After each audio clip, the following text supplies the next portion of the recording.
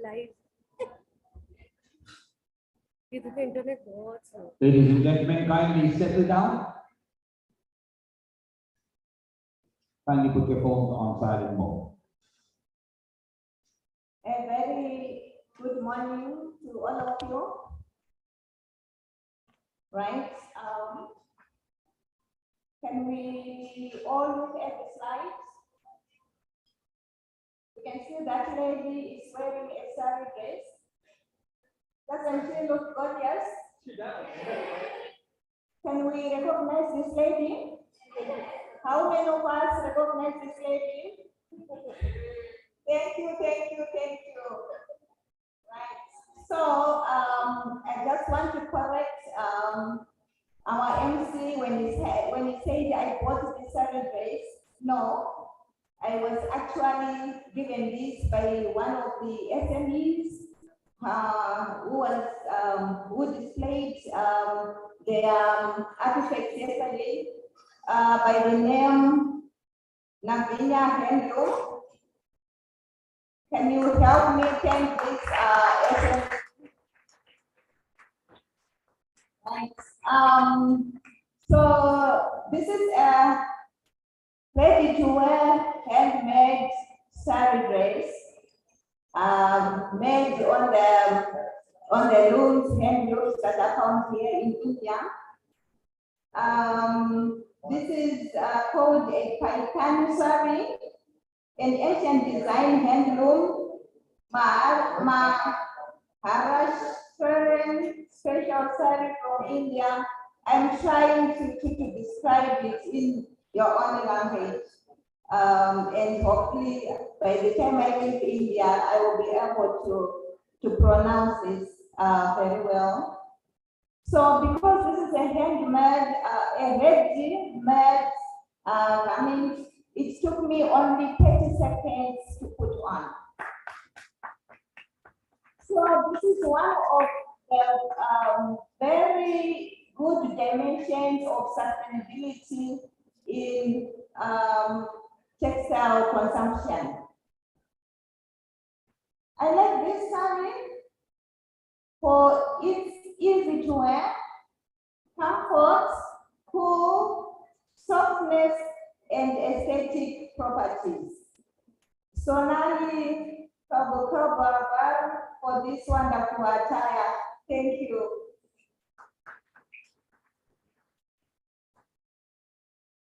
Right. So I believe taking such an attire to Zimbabwe, it will help in cultural exchange between the two countries. And also different communities in Zimbabwe can embark on similar projects for income generation, especially those who are already into craft work. They can adopt this production process with ease. There's a scenario here that I want to talk about.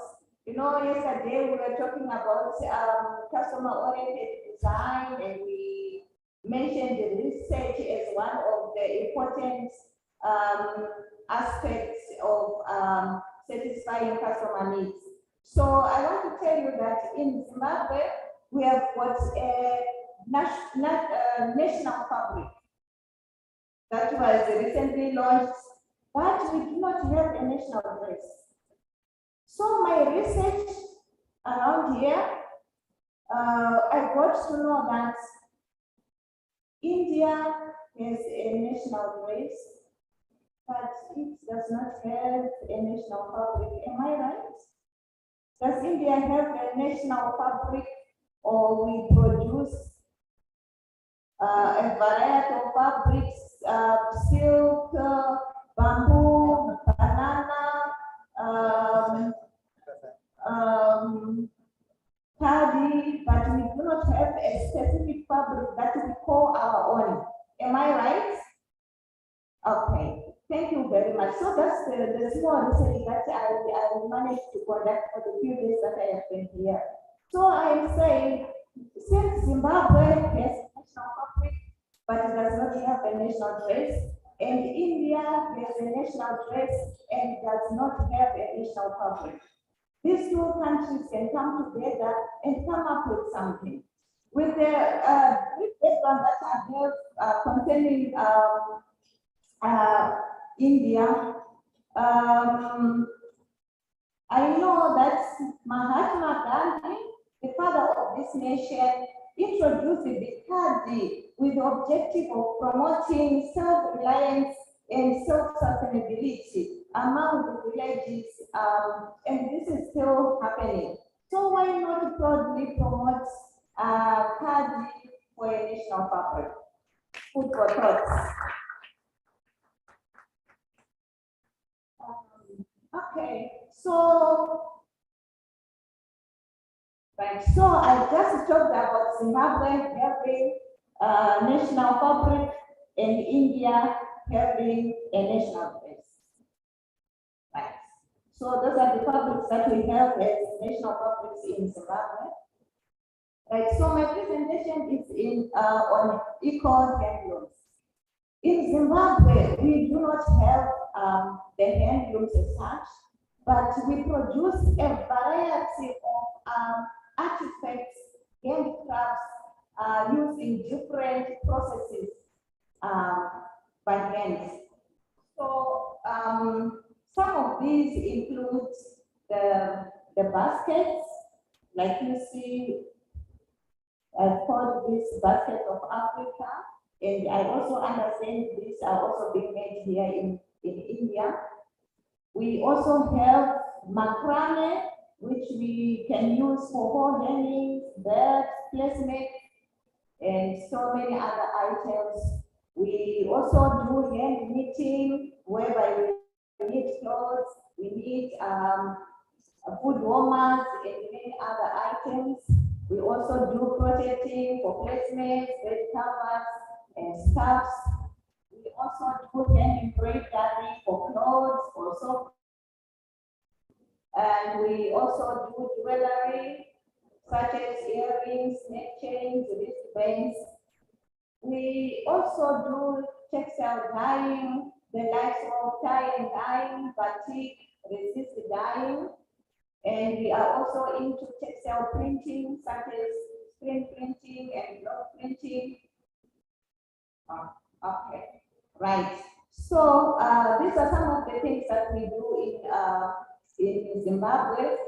Now, I know that for India, there are different types of handlooms, and weaving is done differently in different parts of India. Like yesterday, after the presentation, whereby this very big, very expensive piece of silky fabric was showcased, I had a chance to talk to the lady. And I asked her if I could come and see the handlooms and how they go about the process. And she said, it is not being done here in Mumbai. So now I understand that in India, the handlooms, different types of handlooms are found in different states or different places for specific, and they perform specific processes when the fabric is being constructed. So I'm very happy because the hand processes of the handlooms may be considered as a primitive way of constructing fabric, but it is an eco-friendly way of doing it. It is economical. It can be done at the back, in our backyards. It can help in employment generation and for economic development. For like yesterday, it was also stated that quite a lot of the products that are produced through these handlooms are being exported to quite a number of countries, and worldwide about 95%, over about 125 countries. So, and also India is second largest exporter of handloom products in the world. So this is quite a milestone. Right, so we are talking about eco handlooms, sustainability, and eco-friendliness. But with handlooms, there are a couple of disadvantages of the downside of using these eco-handlooms, such as the issue of lower production. They are quite slow, I understand. I haven't seen one physically, always just read about eco handlooms in India even before I came here. So I know a lot about them, but I haven't seen them physically. So I want to believe that these handlooms are slow. We cannot even compare them with the commercial looms that are used for weaving. And there's also the issue of noise. When the shuttle is used to across the workplace, a lot of noise is produced. So in eco-friendliness, I want to believe that India will go a step ahead and try and improve the type of handlooms that are being used, so that at least they remain sustainable and user-friendly, so that we continue to perpetuate our culture as a nation in an eco-friendly manner. Here ends my presentation. Thank you.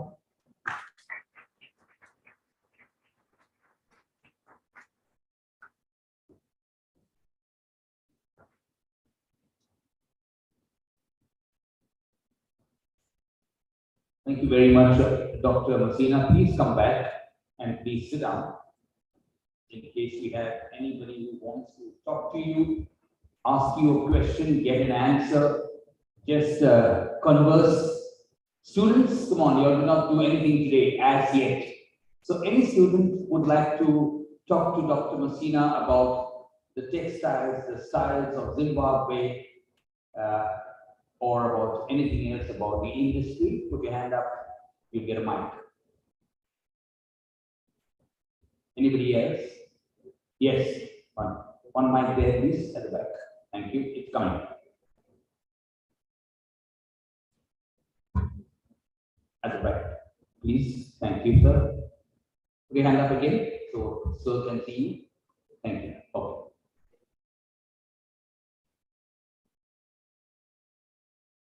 Hello. Good morning, ma'am. Can you hear me? Ma'am, we had a subject called textile in our department in business. So we read about the African textile. So I want to know the Adire textile. So could you explain what kind of material they use for the funeral textile Adire, or equate is a type of wedding towel? Because I want to know what kind of heritage textile you use. So your question was what kind of various textiles Yeah. that you use? What are the types of textiles which you use?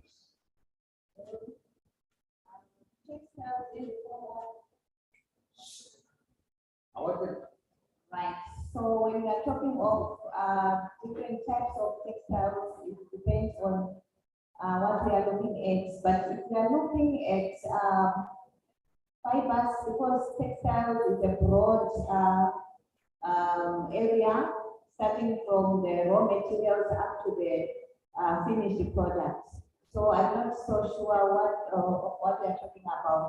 But examples of different fibers, if you want to know examples of different fibers, is that right? Yeah. Yeah, we have got natural fibers, we have got man-made fibers, and the man-made fibers can be further split into truly synthetic and the modified fibers. For natural fibers, we have examples like cotton, linen, silk, and wool. And for many fibers, which are the polyesters, we have got polyester, we have got nylon, we have got acrylic, which is an imitation of wool. And then for modified fibers, we have got viscose rayon, we have got acetate, and we have got triacetate. Thank you.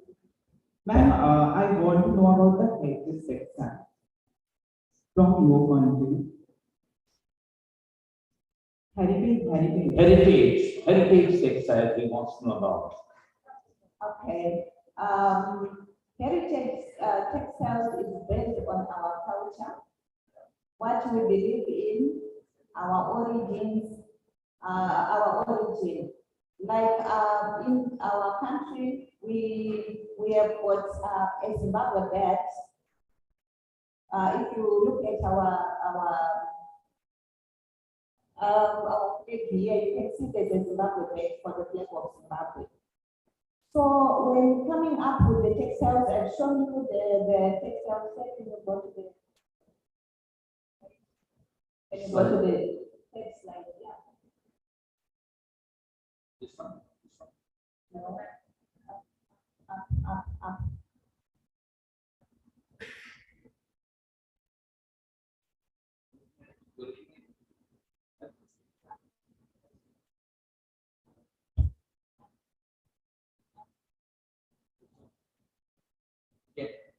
Go up. Okay, when I showed you our national fabric, you can see there are different. The national fabrics are made up of different colors, some of which are not even on our national flag.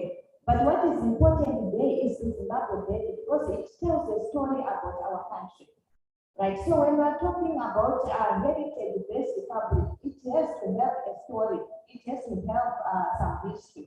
So like here we can talk of silk or khadi as a heritage-based textile fiber because it has some history. Like I indicated that the father of this nation, Mahatma Gandhi,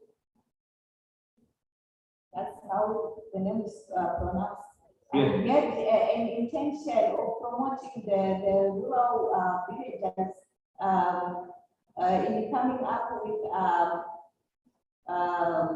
jobs for sustainability. So that history can help us in whatever we will be doing when we are designing, when we are constructing our fabrics. We should be referring to our history. Thank you. Thank you, ma'am. Thank you. Anybody else wants to ask one question? Done. Okay. Request to kindly stand up, and I would like to invite Sonia ji to honor you with a token of our appreciation and a bouquet of flowers full of love from India. Please round for Dr. Messina.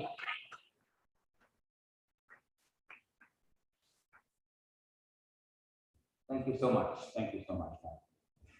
I would now like to invite to talk again on eco handlooms from Kuwait, Mr. Ramiz Basmaji, founder of Fahooz.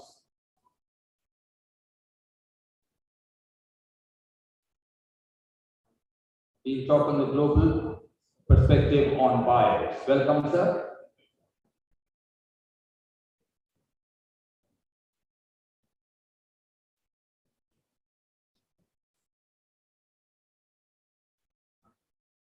Yes. Good morning.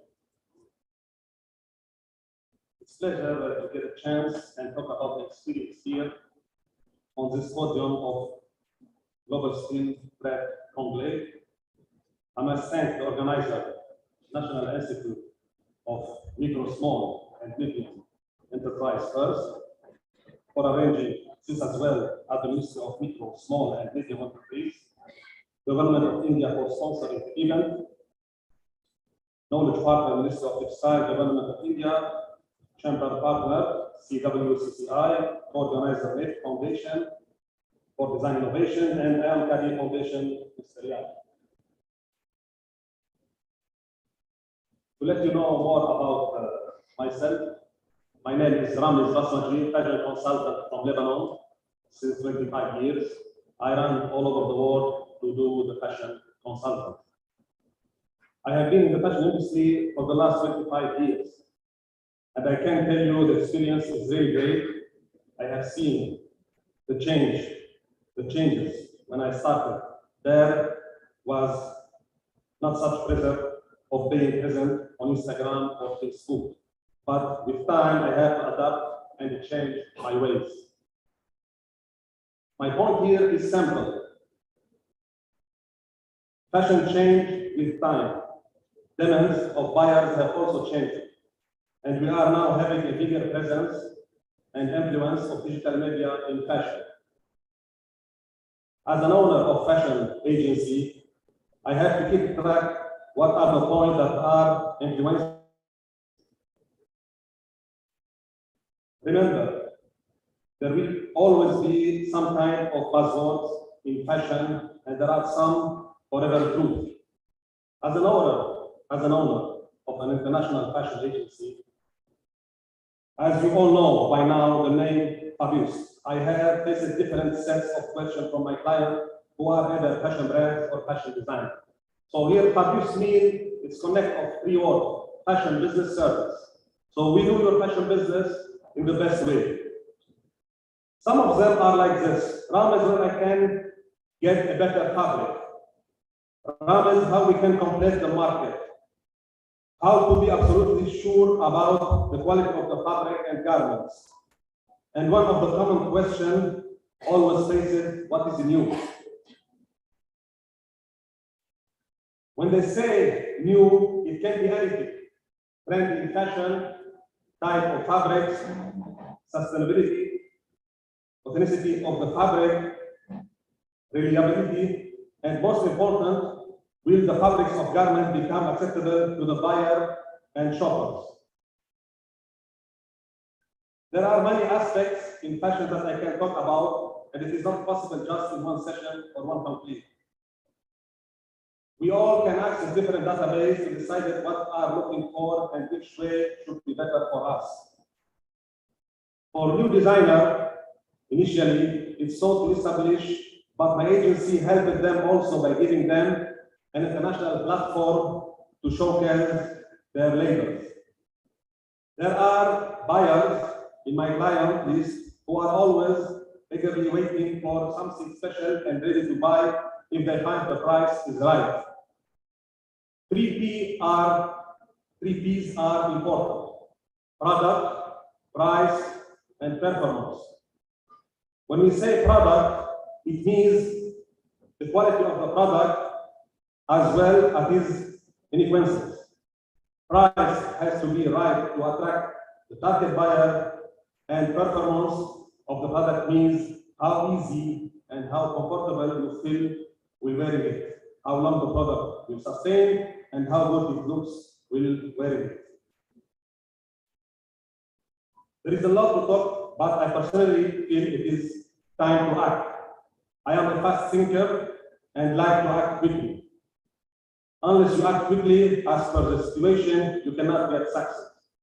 So what I am accepting from this complete: fabric creators and garment producers will be more competitive when it comes to price as well as quality.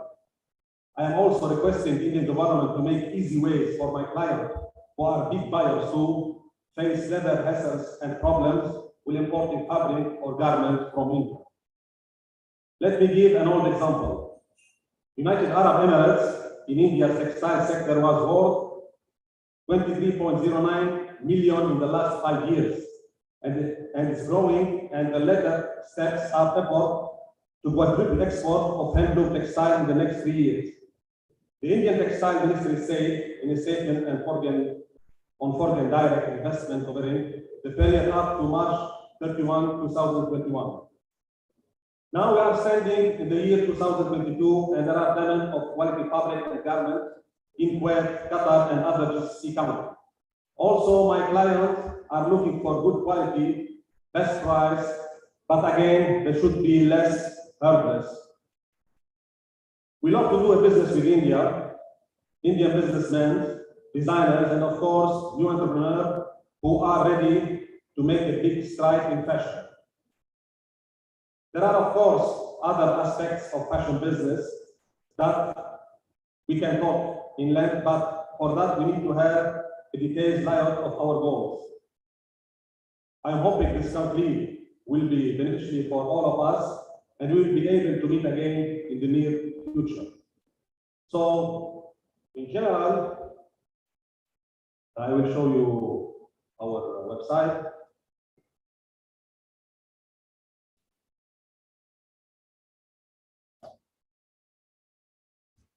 So, internet.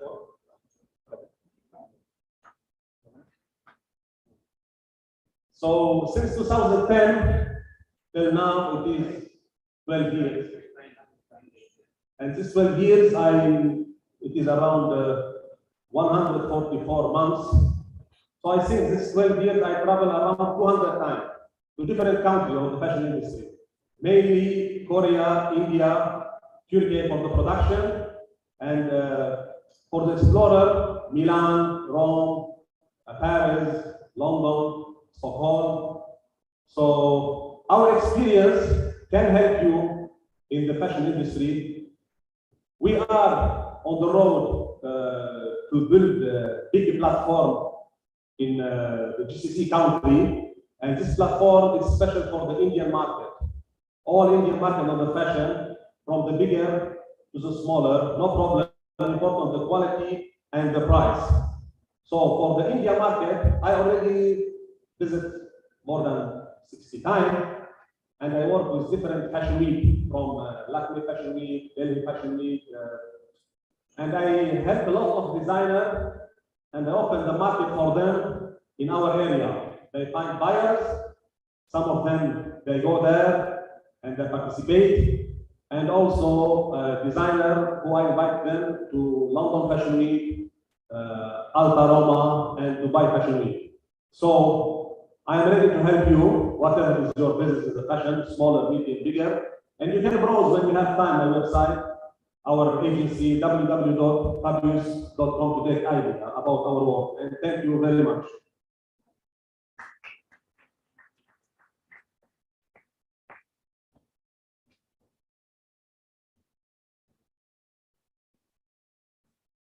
Thank you very much, sir.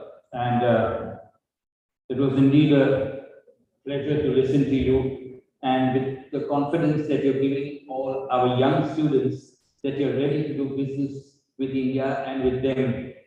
And that is great news. Anybody, especially the students or anybody else, would like to talk to sir, or ask him a question, or find out how you would like to partner, you would like to synergize, you would like to associate from Kuwait, especially Middle East. They all are very rich, they don't need to partner. Yes, we have one lady, young lady.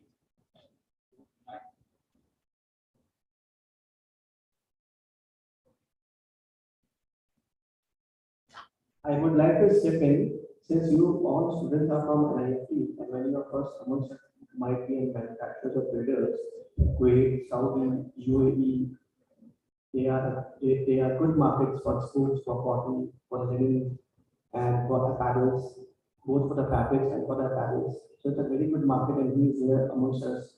He has a connect with lots of buyers, buying agents, and also fashion designers of those who could be a prospective buyers. And tomorrow, if you're looking for a market to go, not only India but to other markets, he can be a good fit for you. You can contact and you can establish your connects in those markets, and you can start doing some transactional business.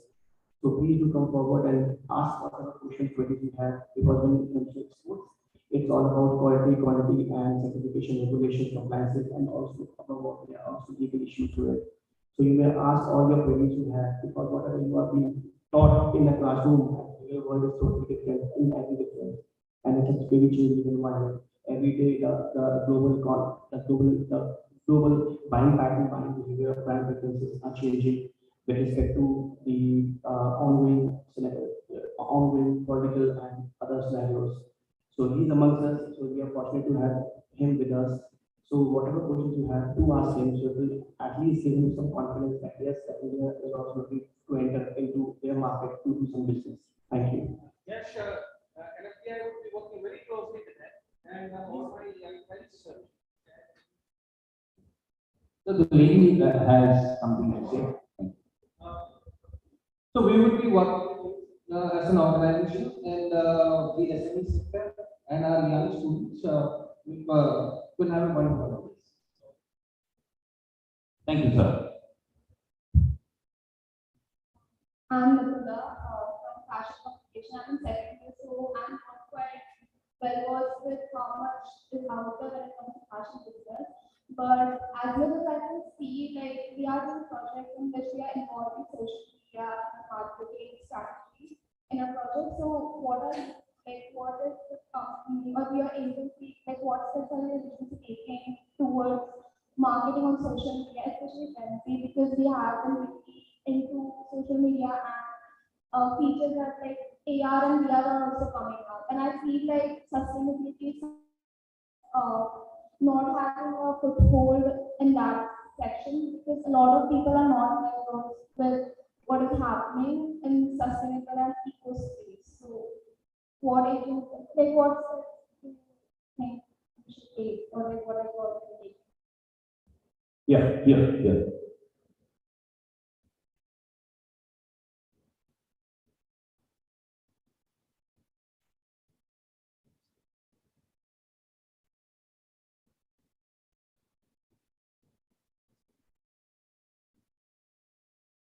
So you want for the market GCC or here in India for the GCC market? Yes, also. Okay, so now the presence of all, as you know, in the fashion industry, now you cannot work without social media. Without social media, you cannot work. If you are not present in social media, you cannot work for your marketing. But to sell your product, you have to be on the website, online shop, okay, or in marketplace. So people in our area begin to understand these things in the Gulf country, especially after Corona, and you have to build your presence more and more in our area. And sure, you know the photos of your product, of details of sustainability of your product. So our agency can help you a lot in this field. If you give us the right platform for yourself, if you show me the right Facebook, right Instagram, I don't know. If you show me your right presence in the social media, whatever you are, small designer or big, not a problem here. Because in our area, they don't look on the name. Here, maybe you are in India, they look on the name, what is your famous. But in our area, don't care the name. They love the Indian design a lot, the fabric, the block print, the embroidery. So in terms of the quality and the price. Through my agency, I can help you. You have to send details about your brand, everything. And also now there is a lot of companies who ask for remotely designer who can help them to do the design and also the production. And they can invest in this sector. Hopefully I answered your question. Yeah, Yeah, just a second. How many? Yeah, Dr. Reddy, and then we have two more, the ladies. Thank you very much for your wonderful presentation and the kind of market you have in the Gulf countries. I, on behalf of Ministry of MSME and National Institute for Micro, Small and Medium Enterprises, assure you there are a lot of artisans, a lot of clusters which are into textile, embroidery and handloom sector, who are making very best products. So we, as I said in our conversation earlier, we try to connect to Gulf countries and definitely we'll come back to you and we'll assure you that the Indian products will be exported to the respective countries and we'll connect all those artisans and the other apparel manufacturers. They are there in Maharashtra, they are there throughout the length and breadth of the country. So they will come to you, they will connect to you, and definitely there will be a very big business for Indian apparel products and handloom products. We assure you on behalf of the ministry. Yes, important things in the India that the handmade is very perfect. In India. All things is very perfect, but they must study little the price, because I know handmade high price, because in the final customer he look at the price generally, and you know some country competitor like China, like Turkey, they work on copy paste the Indian design. So finally you see different a lot of price, 50%. So I am happy to work with you, but let all the artisans study more the price. Yeah, the prices are little at the upper hand because they invest a lot of time. I know. They invest a lot of time, and that implicit designing, if it has to come perfectly, they need to work on hand for hours together, days together. So that is why it is because of the investment of time, sometimes the material, the original material they use. I know, especially in the embroidery, when I visit a lot of country, always there is embroidery from India. Actually, if you see, there is one display in the back, embroidery and badge cluster from Jharkhand. Yes. Yeah, you can just talk to them also, right? They are also making badges. Zardozi, yes, I know. Yes. Okay. Thank you, sir. Suslindi? Hello, very warm welcome. So there are two questions. Number one, what sells better, couture or prêt in your countries? The agency must be handling, that means which I mean to say the few garments, like gowns and drying or prêt. Second question is, what kind of pricing are you looking, or what kind of quantities are you looking at if you're doing mass production of it? What sells better, couture or prêt?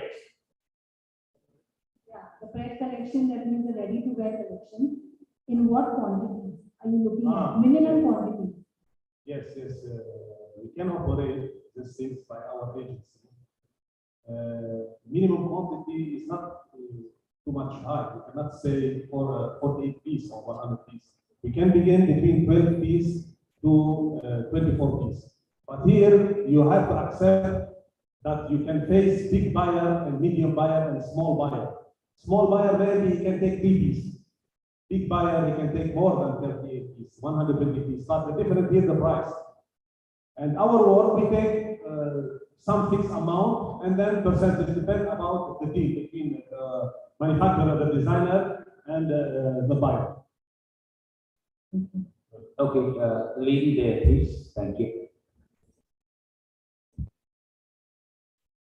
So one thing, I've been an editor of Hello magazine. One thing we've noticed over the years is no matter how much our fashion industry in India is growing, we don't see a representation of Indian couture brands in foreign stores. So like if you go to all the high-end stores, Harrods or wherever, I'm not likely to see Manish Malhotra, Tarun Tanyani or any of these Indian names, but I see all the international names, Japanese designers. Now, why do you think this might be the issue? Is it because our own market is so good that they don't need to look beyond India? Have you ever tried to market an Indian couture brand? Yes, I am especially in the couture. Generally, I am especially in the couture and bridal. And I work with international designers like Zuhair Murad in Lebanon. Because in Lebanon, we are famous in the couture. I see some Indian designers in Paris, in Russia also. The point here, if we're talking about the couture market, we are thinking about 3 countries best: Lebanon, Turkey, and China. The point here in India, you have very good designers like Amit Agarwal and Gaurav Gupta. And I work already with one designer who goes to Paris to subscribe and compare. All those countries, they use Korean fabric or Chinese fabric. So here coming less. And for the embroidery, because they do quantity, I mean 600 pieces minimum. So they cannot work with Indian embroidery because the cost coming high. Only you can say by customized item, like famous designer who accept order 5,000 euro per dress, they can do dresses and they can sell to the client, but it's not quantity. Maybe per month I can sell 2-3 dresses. So I visit here a lot of embroidery in Mumbai. They work with international designer, but they work one piece. But if you go to Moschino or Louis Vuitton, yes, they do sampling and then they produce quantity. But Moschino and Louis Vuitton, there is not a lot of the work, maybe 10 or 15 designers. So I think the point here is you have to work on the pricing. But I know in Mumbai it's expensive. I visit Calcutta, I see the embroidery, but not say Mumbai. Mumbai is the best in the quality.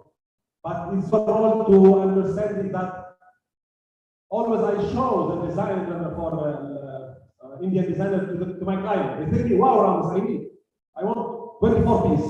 Then we go to the designer, and here's the problem coming. That the cost, and special also with the delivery. There is a long time for the delivery. If you go to any country outside, they can deliver 100 pieces in 1 month. Here they say to you 100 pieces 3 months.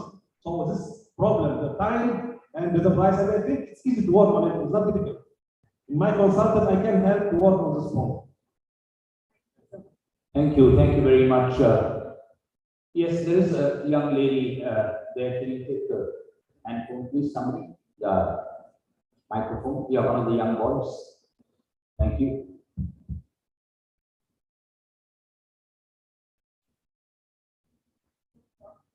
So as we know, you have worked with several markets like US market, UK market.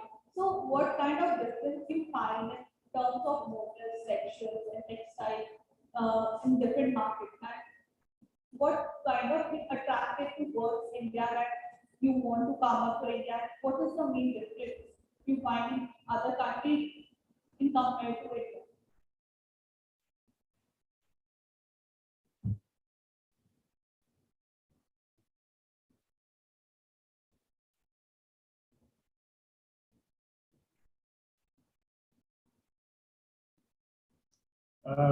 So mainly I am in the Gulf market, okay? But I work little in London, in Paris, in Sweden also. So the market there is different than the Gulf country.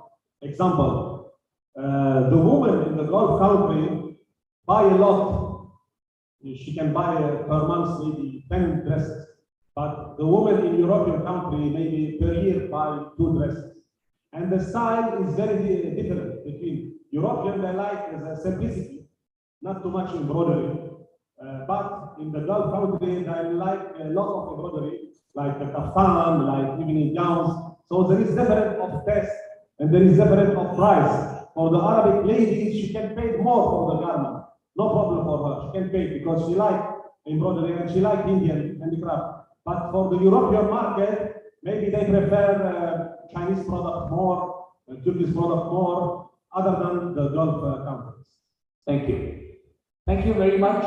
One more. Okay, we'll take everything offline. Sir is there, and anybody else wants an answer, you can take it offline. In the meantime, we invite Dr. Nigam. Are you here? Yeah, to honor Sir, please, and Ms. Rashmi Thakur. Dr. Rashmi Thakur, may I invite you, please? Thank you. To kindly honor Mr. Ramesh Basmaji. So please stand. Thank you.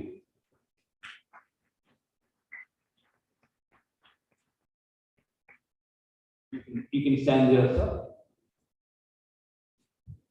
So from India with love, flowers, and a small memento. Big round of applause to Mr. Ramesh Basmaji, founder Baboons at Kuwait. And thank you. Thank you. Moving on, thank you, sir. We now have a presentation by Silkmark of India. It gives me great pleasure to invite on stage Mr. Alok Kumar, Deputy Director, Silkmark of India, Government of India.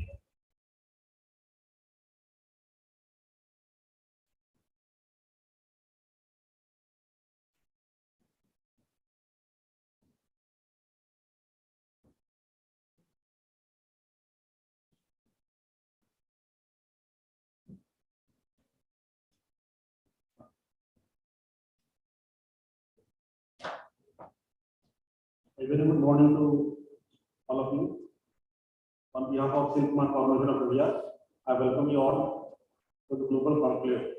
This is indeed a very important day for all the textile stakeholders as we open up after the pandemic situation. Before the PowerPoint presentation, I will show the story of silk.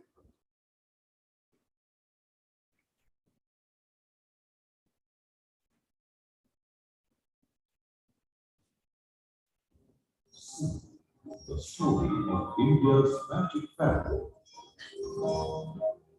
Silkmark was introduced by the Ministry of Textiles, Government of India, aiming at the twin objectives of consumer protection and genuine promotion of silk in India. A family is shopping for silk, the one material that is and has been loved from generation to generation by us for all our magical moments. From religious festivals to joyous events, no Indian celebration is complete without this beautiful fabric, and being natural, silk is comfortable and healthy to wear.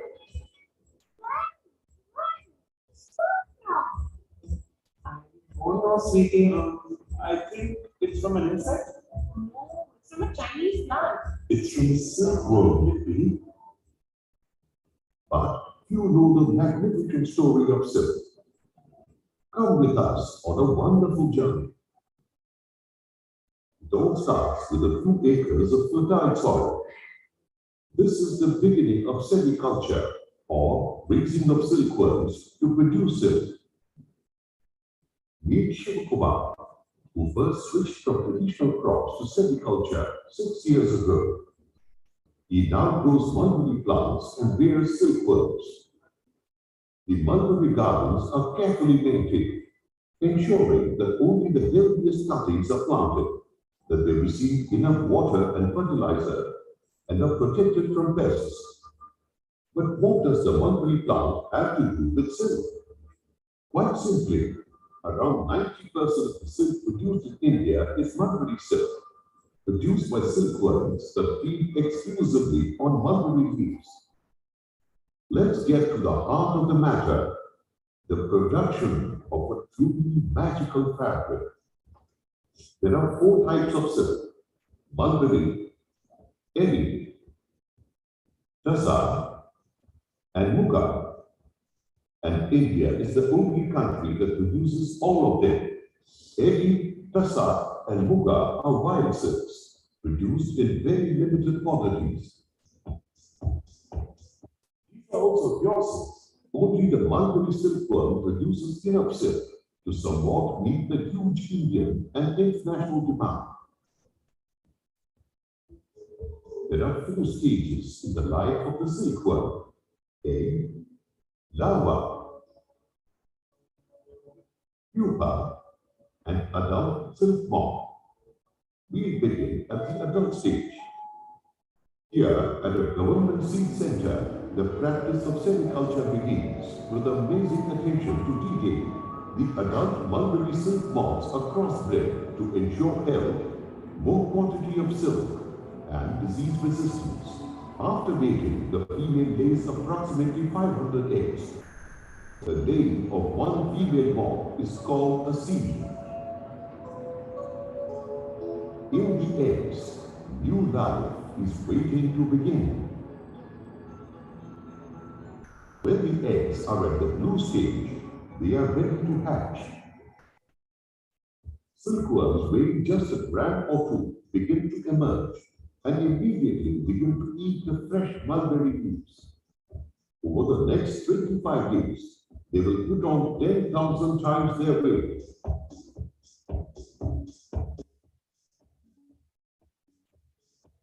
At the government seed center, the little silkworms are fed and tended until after their second molting or shedding of the skin. The silkworms are then distributed to the surrounding flowers to be reared till the 4th moult. After this, they will begin the next stage of their lives, silk spinning. One day, the silkworms refuse to eat anymore. They just move their heads in the shape of an egg. They are now ready to spin silk. Special spinning racks called chandigarh are used to encourage the silkworms to spin their cocoons properly. Using the stores of food it has eaten, the silkworm produces silk filaments from two glands to form a continuous thread, which encases the silkworm in a shell called the cocoon. This cocoon is the basis of silk. For 10 days, the worm goes through its pupa stage in the cocoon to become a moth. Before the moths emerge, the cocoons must be taken to market. But we will return to this soon. We give some of the best seeds to special rearers who take special care of them till they spin their cocoons. They return the cocoons to us, and this is from where we get the next generations of eggs or seeds. And so it begins again, the magical life cycle that blesses us with a magical fabric. But our story is not yet over. This is a government cocoon market where Silkmark will bring his cocoons. This is one of the largest cocoon markets in the world.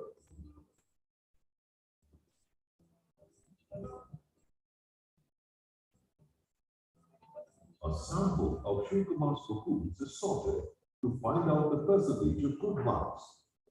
They are weighed with the pupa inside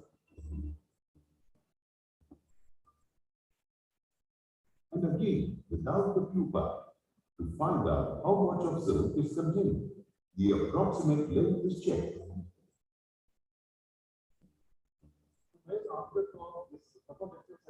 All these tests are done for the benefit of the rearers and reamers, so that the quality of the batch is clear and a fair price agreeable to both parties can be fixed. Everyone benefits.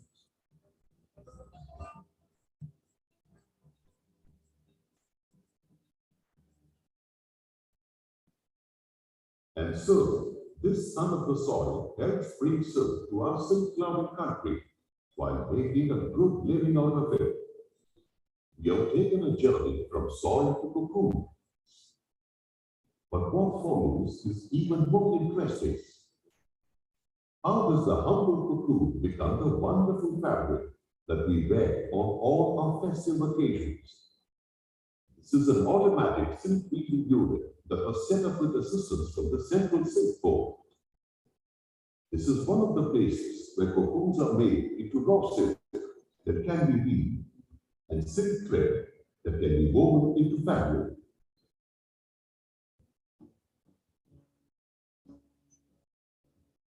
First, the cocoons are dried to remove excess moisture. They are then boiled to get rid of the exterior fluff or floss and loosen the silk filament. Next, the cocoons are placed in a weaving machine where the filaments from a number of cocoons are weaved into a single continuous strand. Depending on the quality of the cocoons used, this strand may measure from 600 to 1,200 meters. That's over 1 kilometer of silk from a single cocoon. Also, based on the number of cocoons used for one piece, the strength and weight of the silk fabric is determined.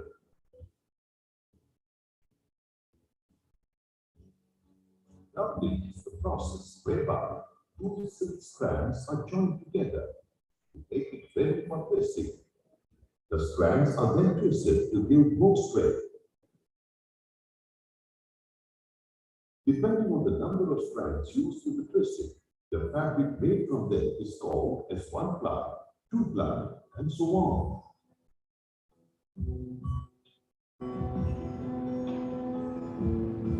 Now comes an even more exciting step in our journey from soil to silk. The process by which the faint colors of Indian silk are fixed into the skeins of thread themselves. The silk is prepared for dyeing by first dipping in a soap bath to remove the gum from the yarn.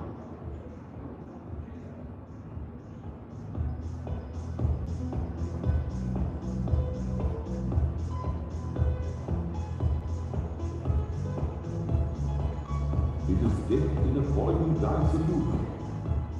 Care is taken to ensure that every strand of every skein is completely soaked in the solution. The time taken for the dyeing process depends on the brightness of color specified by the master dyer. The skeins are then washed again and are now ready for the final part of the journey, weaving.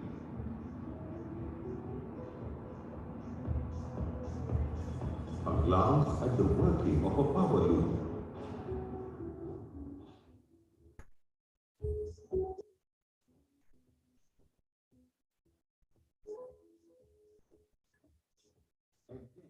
We meet Nageshwara Rao, master weaver from a long line of hand weavers of silk, who is happy to show us his loom. It is an extensive operation employing 400 weavers from apprentice to master levels. It's a benefit of love and dedication, as well as a skilled display of craftsmanship. As the product emerges day after painstaking day, we begin to understand why silk is so valued. And handwoven silk is treasured above all else.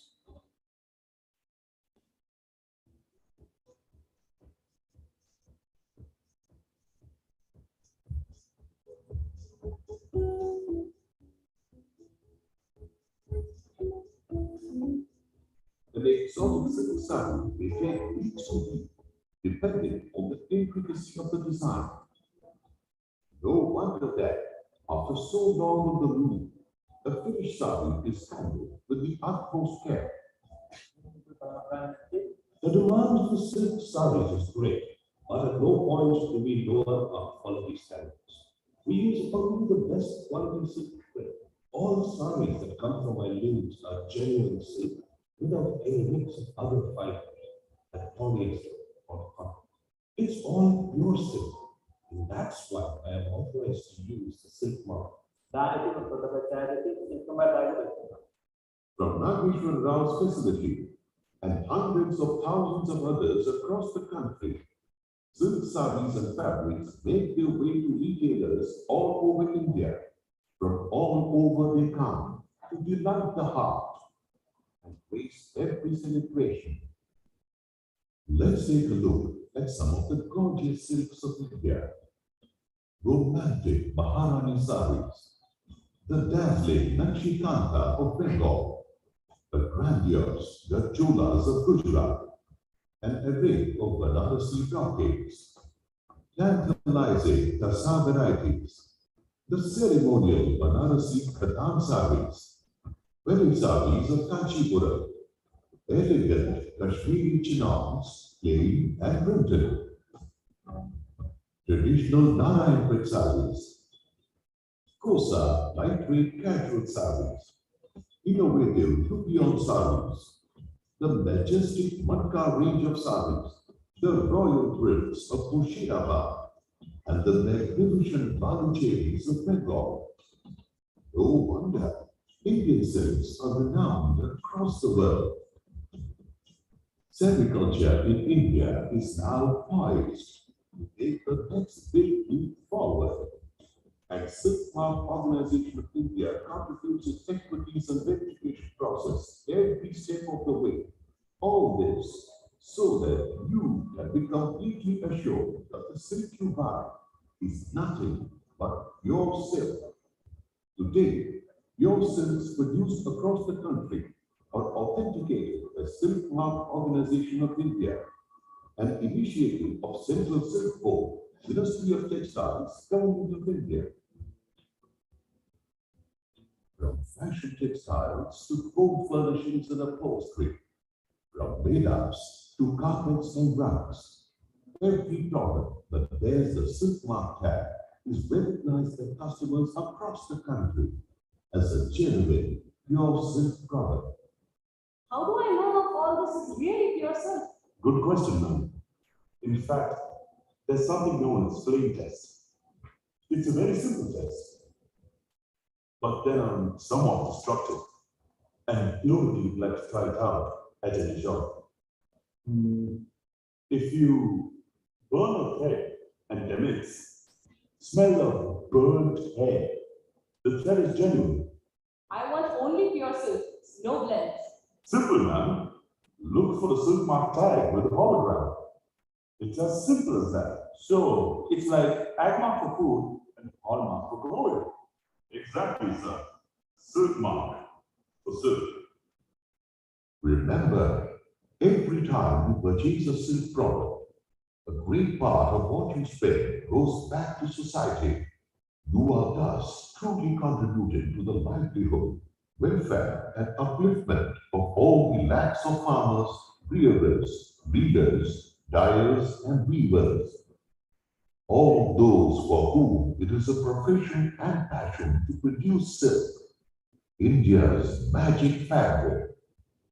I will take these Silkmark sarees. Good choice, ma'am. Please do come again. Thank you.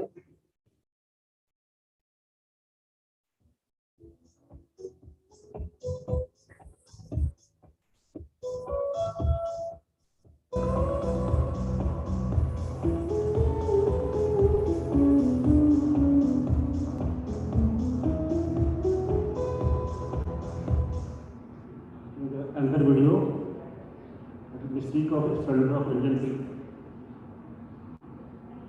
Central Silk Board, Ministry of Textiles, Government of India, showcases the mystique and splendor of Indian silk.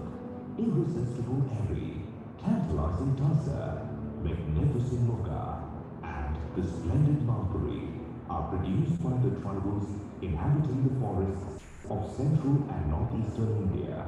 These one-year silks, or the wild silks of India, are eco-friendly silks made using natural and eco-friendly colors. One-year silk industry remained obscure for a long time as an exclusive craft of tribal and fur. This industry needed suited pockets, non-attached protection to mixed tongues. Any silk products, any silk is made. Processes are eco-friendly and do not add any state chemical effluents. Every dairy products, surface effects, different textures, and feel with high durability and flexibility. Every silk dress materials for men and women have better physical, dimensional, and comfort properties that clearly give us evidence that the fabric is suitable for garment making. Every silk knitwear products, unparalleled textures with natural sheen, easy affinity for natural dyes, light in weight, and high moisture absorbency, with baffling thermal properties, warm winters, and cooling summers. Every silk knitwear, every silk possesses excellent thermal properties as wool, and offers tremendous blending possibilities with other natural fibers. Silk products, the pride of India. Muga silk is known for its natural shimmery golden color, the most expensive of silks. Muga is intrinsically woven into the cultural traditions of the people of Assam. The vibrant Swarnakuchi saris and Mekla chandars are the traditional items made from Muga silk. Muga lifestyle products like purses, umbrella, shoes, slippers, etc. Tassel silk products. Tassel woven designer products are distinctive look and feel. Oak tussar is mainly used for cushion covers, antique furnishings, dress materials, and sarees. To add more beauty, there are the enchanting embroidery and printed designs with strength of easy washability and durability with a natural luster. Men's shirts from a variety of tussar silk fabrics. Silk products, pure silk sari with mulberry, a southern symphony. Sari in India has been accepted as the national attire of the Indian woman. It has luxury, vitality, and versatility. Lifestyle products, exquisitely designed lifestyle products made from egg, muga, tussar, and mulberry silk. The launch of the designer silk collection is to encourage designers and new entrepreneurs to take up this new commercial venture for the benefit of the primary users and to popularize these magnificent gifts of nature in the global market, culminating in the transformation of this age-old tribal tradition to an industry of immense potentiality. The legacy of Indian silk continues, and this is just the beginning into the magical world of Indian silk.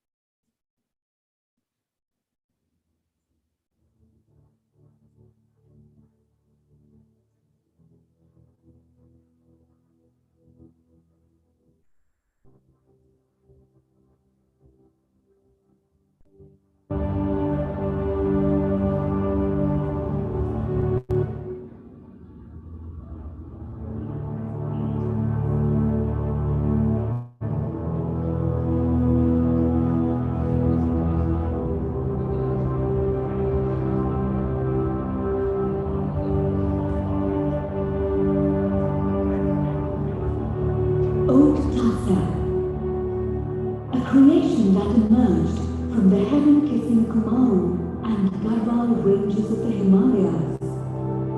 Tassa silk, a creation that emerged from the deep jungles of Santal Parganas and Bastar.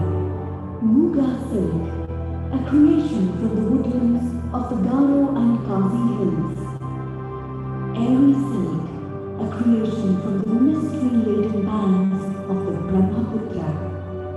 Tantalizing Tassa, irresistible airy, magnificent Muga, gliding gracefully with poison thread onto the fashion promenades, the wild silks of India, India's Vanya silks. Central Silk Board, Ministry of Textiles, Government of India, launches the mistaken splendor of wild silks of India. The Vanya silks, Tassar, Eri, and Mughar are produced by the tribals inhabiting the forests of central and northeastern India. These Vanya silks, or the wild silks of India, are eco-friendly silks made using natural and eco-friendly colors. The Central Silk Technological Research Institute of Central Silk Board is involved in research and development of eco-friendly processes like weaving, degumming, natural dyeing, finishing, and more. The Central Silk Board, in collaboration with NIFT-T, Knitwear Fashion Institute Tirupur, has developed various product designs involving reputed fashion designers and knitwear manufacturers for better value addition, keeping the beauty and splendor of the wild silks of India alive. Vanya silks are mystical, sensuous, and sophisticated, that they excite, inspire, and stimulate the creative minds of the fashion world due to their natural color, sheen, and texture. Mughar designer products, distinct in look and feel, of its texture and thermal properties. All the production processes are eco-friendly and do not at any stage produce chemical effluents. These garments are soft, light in weight, comfortable to wear in all the seasons, blended with luxury and smooth feel. Tassa designer products. It's stylish, easy to maintain, and provides a pleasant feeling against the skin.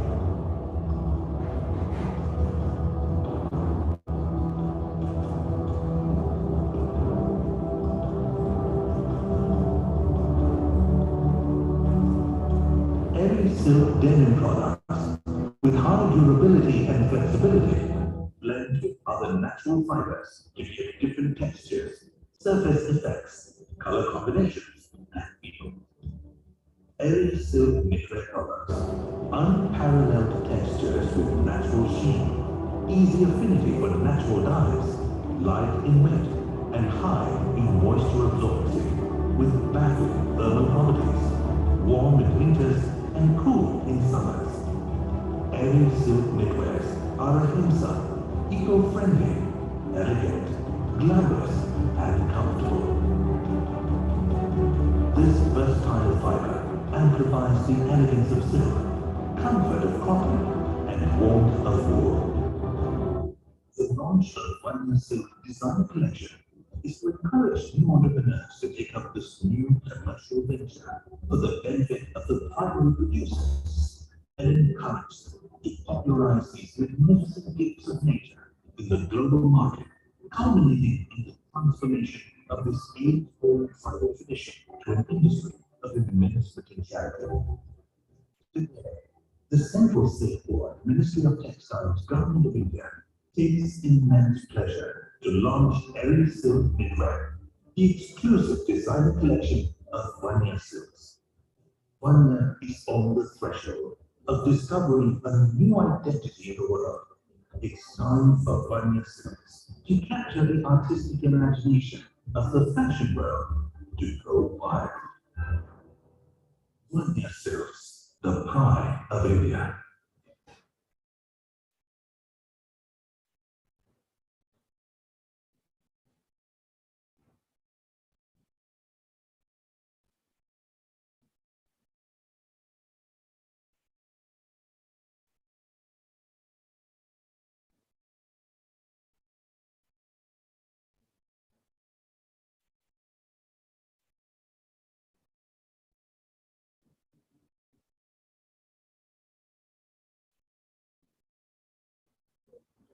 Now the presentation on Silkmark. Silkmark Corporation of India, Mumbai chapter welcomes all of you. Silk, an introduction. Silk is a splendid gift of nature. Silk, the undisputed queen of textiles, has an aura of glamour like no other fibers. Silk and fashion complements each other. Silk is a splendid gift of nature to mankind with unique luster and a particular in vision. What is silk? The definition silk is only permitted to be used for fibers emanating from cocoons of silk spinning insects. No other fiber or fabric can be called silk. Silk is silk only. This is the geographical distribution of Indian silk across India. It's Mulberry, Tussar, Erie, Muga. These are the silk centers. They are shown in different colors. Indian silk industry. These are the data. In 2019-20, the total production was 35,020 metric ton. Out of that, Mulberry production is 25,239 metric ton. Tussar is 3,196 metric ton. Erie is 7,000. Erie is 7,200 metric ton, and Muga silk is 241 metric ton. Muga is India's pride. It is produced only in India. The silk handloom clusters are mainly Varanasi, Kanchipuram, Dharmavaram, Swalkuchi, Radhapur. In Maharashtra, Yula, Ratan, Puchampalli, Sonpur, Bangalore, Jammu and Kashmir, Baluchari, Mushidabad, Uttar, Kumbakonam, Arni, Salem, Gadak Bitri, Champa, Raigad, Narayanpet, Mulkam, and many more. The Indian silk industry picture. The variety and diversity in these clusters have resulted because of weaving styles, pattern of designs, accessories, and equipment used. Technology employed, skill levels, preference for designs and motifs. Color combination. India is the second largest producer of silk. India is the largest consumer of silk and biggest importer of silk. Why Silkmark? Of late, the queen is silk. Silk faces threat from unfair competition. Passing on silk-like material as pure silk, consumers take it for a ride, depriving the genuine consumer of the real value of silk, exploiting the consumer for his ignorance of silk, tarnishing the image of silk, cascading effect on silk industry. Silkmark to protect the sanctity and purity of silk. Silkmark protect and promote pure silk. Silkmark is your assurance of pure silk. A consumer protection measure A registered trademark used only by authorized users. A generic promotion is seen for silk. Benefits all the stakeholders, connecting all members of silk fraternity. About Silkmark, it's an assurance of pure silk. A registered trademark owned by Silkmark Corporation of India. Access to products qualifying certain standards used only by authorized users. Covered all silk products, primary, intermediate, and finished. Raw silk, silk yarns, silk fabrics, silk sarees, silk made-ups, silk garments, and silk carpets. This is about Silkmark Corporation of India. SMOI is an initiative of Central Silk Board, Ministry of Textiles, Government of India, that is registered under Karnataka Society Act, governed by its own bylaws, headquartered at Bangalore. It has chapters in all major silk producing and exporting centers. It is administered by Committee of Administration. Registration of members. Any individual, any firm, institution, central government and state government body, affairs body, society, private and corporate body can become member of the Silkmark organization. Under the bylaws and memorandum of association of the Silkmark organization, 4 types of membership have been decided. The permanent membership, special member, it's only for government, corporate member, and handloom and powerloom even members. In list of permanent members of Silkmark organization, the chairperson appointed by Government of India, the vice chairperson is ex officio member secretary Silk Board. The third one is joint secretary Silk, director Silk, or any other representative from Ministry of Textiles, Government of India. CEO, secretary of SMOI to be appointed by Committee of Administration under intimation to Ministry of Textiles. Nominee from Central Silk Board, not below the rank of director, and ex officio chairperson, director of Indian Silk Export Promotion Council (ICPC). Committee of Administration. The Committee of Administration consists of 16 members, 7 members appointed, and 9 members are elected. Out of which 5 are from corporate category and 4 from special category. How the Silkmark system works? The first step is membership with the Silkmark organization, then authorized user registration. Authorized user receives training from Silkmark, then authorized user receives labeling by Silkmark organization initially, labeling by authorized user himself after getting training. Authorized user maintains label account, then consumer gets products with Silkmark, then random checking by Silkmark organization from time to time. The Silkmark system is trying to simplify the procedure, utilize regulatory framework, and make it self-operational by authorized user himself. SMOI will act as a facilitator and guide. Products are covered under Silkmark. Silkmark covers all silk products, primary, intermediate, finished. Raw silk, silk yarn, silk fabrics, silk sarees, silk made-ups, silk garment, and silk carpet. Safeguards of Silkmark. Silkmark label ensures 100% purity of silk products under a label. This would technically mean that the Silkmark product contains only pure silk in its base fabric, allowing ornamental zari or thread work as extra warp and extra weft at loom stage or post-loom stage. Silkmark offers safety and security to consumers and brings in consumer confidence. Privileges of authorized user.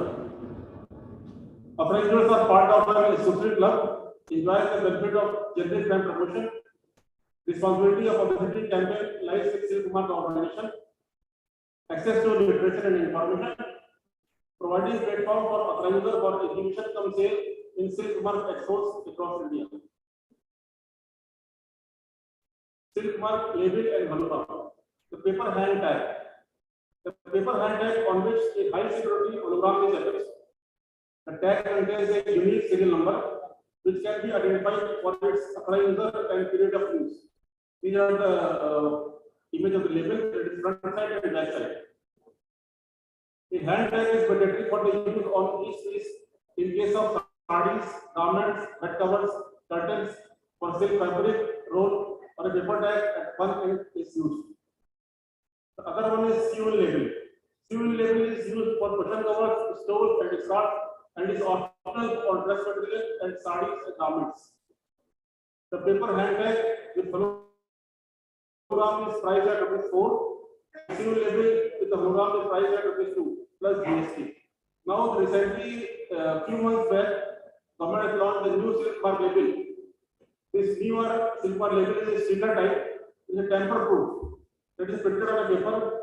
It's Silkmark visible under ultraviolet light. That is 8 mm holographic strip. QR code identifies the product source. The alphanumeric code for avoid duplication. Redressal of consumer complaints. Extending help to the consumer in case of non-silk items sold as pure silk for damages or action as per agreement. Facilitator for grievances. Vision for Silkmark India to protect the genuine interest of silk consumers. Silkmark to act as a frontline tool for the generic promotion of silk, to build as a brand equity for Indian silk internationally. Silkmark to become the common thread that connects all stakeholders together and take care of interests of all sectors of society. Silk value chain.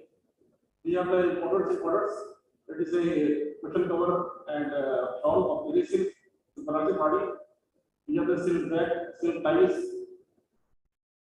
the silk lanacholi, the silk footwear, silk bags. Silkmark is seen in a nutshell. That's an initiative by Central Board, Ministry of Textiles, Government of India. That's an identifier label for 100% pure silk. Registered trademark attached on 100% pure silk products. 100% silk products is with to buy more and ensure the genuineness of the silk traded. Silkmark was created to provide assurance of pure silk. An organization created to protect the silk fraternity. An organization created to protect the consumer interest, confidence, and trust. How to identify pure silk? Simple. Just look for Silkmark. It's the only assurance of pure silk. It's a sticker label and paper tag. Thank you.